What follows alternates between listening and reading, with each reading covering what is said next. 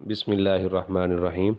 आज हम इंशाअल्लाह सिफ़ात आर्ज़ा को पढ़ने की कोशिश करेंगे। सिफ़ात आर्ज़ा का मतलब ये है कि हर्फ में ये कैफ़ियत किसी सबब से पैदा होती है। वो सबब आर्ज़ी भी हो सकता है, ठीक है, और कभी वो हो भी सकता है, कभी नहीं भी हो सकता। इसी तरह हम इसको ये समझें कि ये कुरान मजीद को खूबसूरत बनाने के लिए है, तो ये चीज़ें ज़रूरी हैं। और ये तकरीबन 8 हरफ हैं जिनके अंदर ये मुख्तलिफ़ कवायद, मुख्तलिफ़ सिफ़ात जो है ये इनकी रियायत की जाती है। उनमें से कुछ ये हैं, जैसे लाम है, कब मोटा पढ़ना है, कब बरीक पढ़ना है। इस तरह रा है, उसको कब मोटा कब बरीक। मीम साकिन और मुशद्दद के कायदे हैं, नून साकिन और मुशद्दद के कायदे हैं। इसी तरह यानी अलिफ जिससे पहले हमज़ा हो और अलिफ जिससे पहले ज़बर हो तो उसको क्या करना है। वाव साकिन से पहले जब पेश हो फिर क्या करना है, या ज़बर हो फिर क्या करना है। या साकिन से पहले ज़ेर हो या ज़बर हो तो क्या करना है।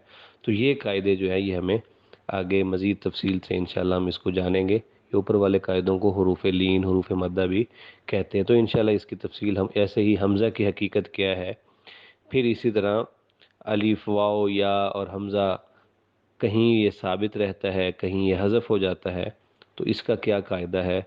इसी तरह किसी हरफ को पुर पढ़ना, बरीक पढ़ना, गुन्ना करना, ना करना, मद करना, ये सब चीज़ें इंशाअल्लाह ये आगे 8 हरफों के कायदे अलग अलग आएंगे, तो इंशाअल्लाह उसके अंदर हम पढ़ने की कोशिश करेंगे।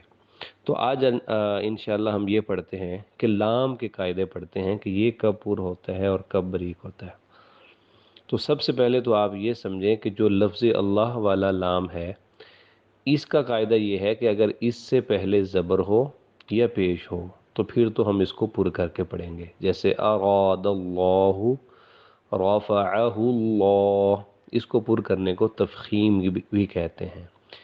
इससे पहले अगर ज़ेर वाला हर्फ हो तो फिर हम लफ्ज़ अल्लाह के लाम को बरीक पढ़ेंगे। जैसे बिस्मिल्लाही, तो ये हम बरीक पढ़ते हैं। ऐसे अऊज़ु बिल्लाही, इस तरह इस बरीक पढ़ने को तरकीक कहते हैं।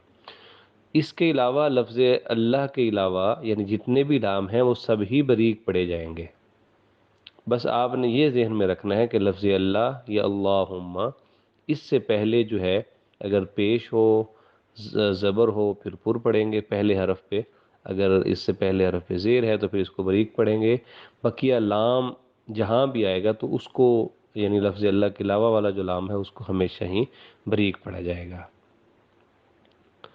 इसी तरह रा के कायदे हैं, तो रा के मुख्तलिफ़ कवायद हैं, तो इंशाल्लाह हम कोशिश करेंगे कि उसको तफसील से इंशाल्लाह पढ़ें।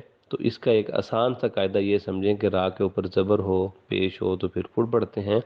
अगर इसके नीचे ज़ेर हो तो फिर इसको बरीक पढ़ते हैं। बकिया इंशाल्लाह कल के सबक के अंदर इंशाल्लाह इसको हम मुस्तकिल मुकम्मल इसके तमाम कवायद पढ़ेंगे। जज़ाकल्लाहु खैर।